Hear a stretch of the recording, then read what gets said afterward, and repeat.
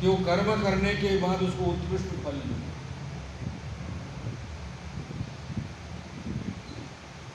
तो उन्होंने कहा हाँ।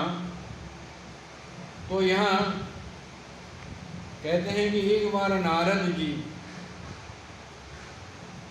स्वर्ग में गए।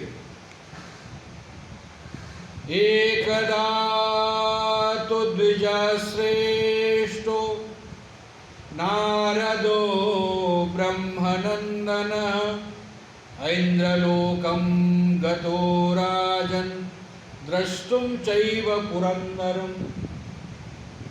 इंद्र को देखने के लिए नारद जी गए। वो कहते हैं कि आप किस लिए आए हैं, मैं आपकी क्या सेवा करूं। तो नारद जी ने कहा कि देखो, आप स्वर्ग में जिस प्रकार शोभा पा रहे हैं उससे भी अधिक शोभा मर्त्य लोक में नहुष के पुत्र जो यजाति है आपसे भी ज्यादा शोभा पा रहे।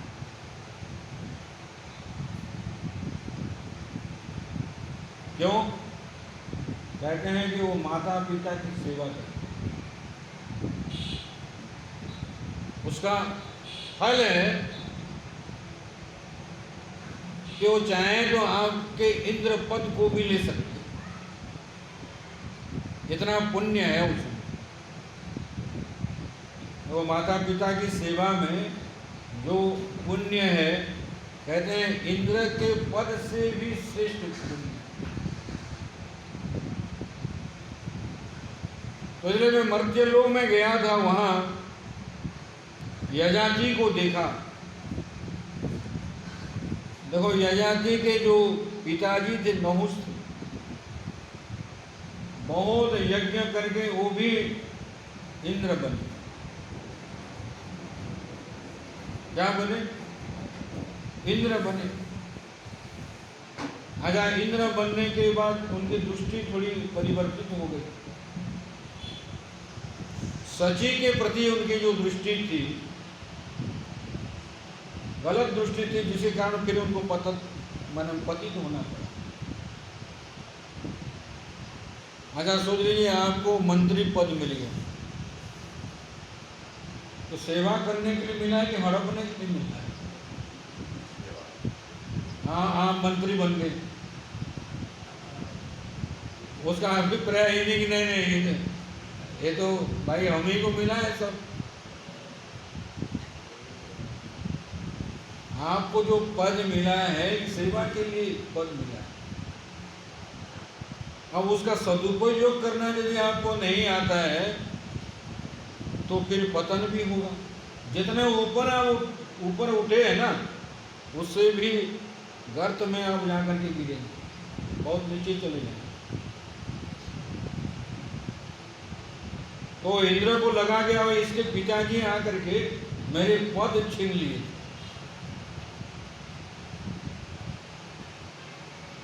अब मैं इसको प्रेम से बुलाता हूं और स्वर्ग में इसको जगह देता हूं प्रेम से, क्योंकि नहीं तो आगे चल करके तुम पद छीन ही लेगा। तो इंद्र एक दूत को भेजते हैं कि आप मर्त्य लोक में जाओ और वहां जो यजाति है उसको आप प्रेम से लेकर के आओ। नहुष के जो पुत्र थे यजाति, वो बलवान थे, सत्य का आचरण करने वाले थे, पराक्रमी थे, बहुत यज्ञ किए थे, बहुत दान दिए, माता पिता की सेवा की। तो जो पुण्य उनको प्राप्त हुआ था, उस पुण्य के बल से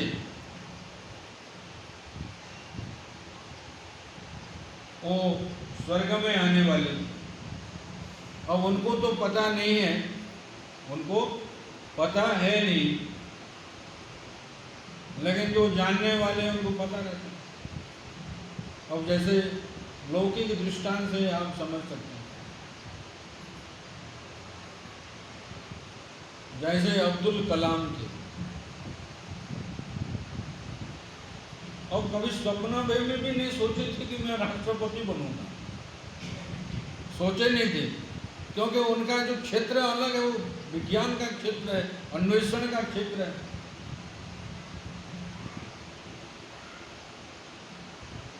लेकिन उस समय जो भी निर्णय लिए पार्टी वाले, कहे ये चांस है, अभी अभी ये पद से निवृत्त हुए हैं, लेकिन इनको सबसे श्रेष्ठ पद दे दिया।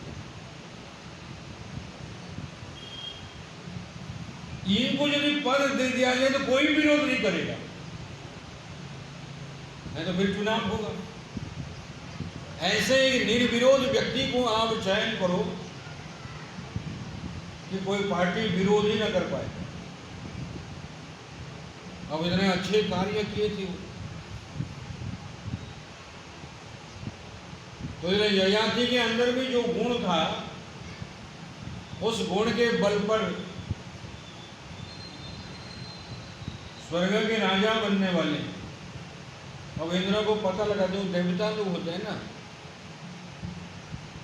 उनको सब ज्ञान प्राप्त होता है, कहीं भी प्रकट हो सकते हैं, कहीं भी अदृश्य हो सकते हैं। अगर एक साथ, अब जैसे यज्ञ करेंगे तो देवता लोग ग्रहण करते हैं, एक साथ हजारों जगह पे, करोड़ों जगह पे यज्ञ करेंगे तो सब जगह पे उपस्थित हो जाते हैं। अनेक शरीर बनाने की क्षमता उनके पास, वर देने की सामर्थ्य उनके पास होती है। इंद्र को पता लग गया तो इंद्र, क्योंकि चीज ही ऐसी है, अपने पद को कोई छोड़ना नहीं चाहता। जितने भी राजनेता है, कोई छोड़ेगा क्या पद?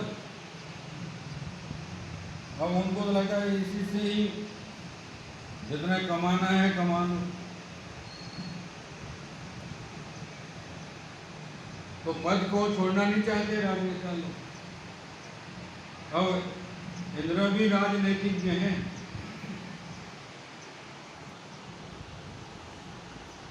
सैकड़ों यज्ञ करने के बाद व्यक्ति इंद्र पद प्राप्त करता है। तो इंद्र मालती को भेजते हैं, उनके जो सारथी है, कि आप जाओ और जा करके ययाति को स्वर्ग लेकर के आओ।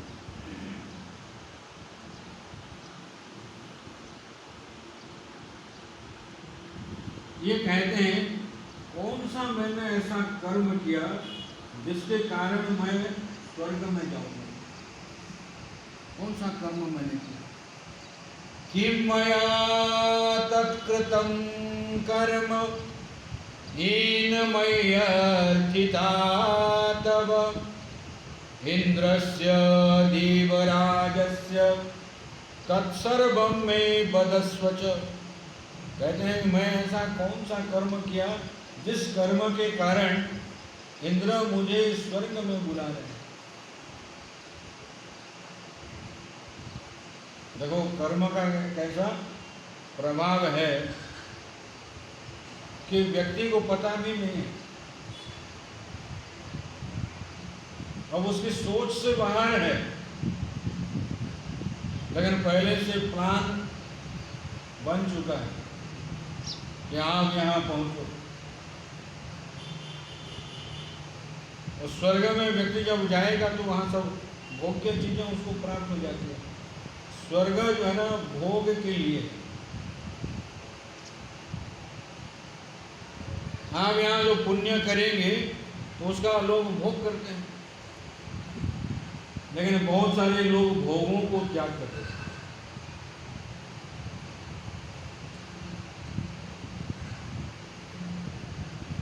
न सुखम देवराजस्य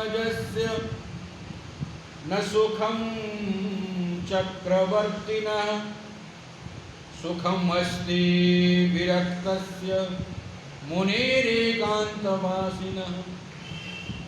कहते हैं देवराज इंद्र को भी उतने सुख नहीं है, चक्रवर्ती सम्राट को भी उतने सुख प्राप्त नहीं होता है जितने सुख एक विरक्त महात्मा एकांत में बैठ करके अपनी मस्ती में। कोई चिंता नहीं है। अच्छा, जो अरबपति व्यक्ति तिजोरी को ताला लगाए कि नहीं, वह जरूर सोचेगा। घर से बाहर तो आ गया, दरवाजा बंद किया कि नहीं किया है, सोचेगा कि नहीं सोचेगा। अब विरक्त महात्मा ना कुटिया है ना कुछ, पेड़ के नीचे बैठा है, ताला लगाना कि नहीं लगाना क्यों सोचेगा? कोई चिंता ही नहीं है। और व्यक्ति 7वीं पीढ़ी तक सोचता रहता है कि आगे आने वाली पीढ़ी क्या करेगी।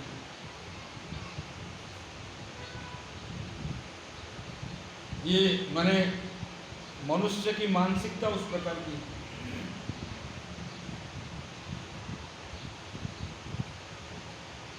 और स्वयं के बारे में 7वीं पीढ़ी क्या खाएगी उसके बारे में सोच रहा है। और व्यक्ति सब छोड़ छाड़ करके गया है, कोई पीढ़ी है ही नहीं उनकी, सबको छोड़ करके चला गया, कोई पीढ़ी नहीं है, तो क्यों चिंता करेगा वो? कहते हैं भोग त्याग में जो सुख है वो सुख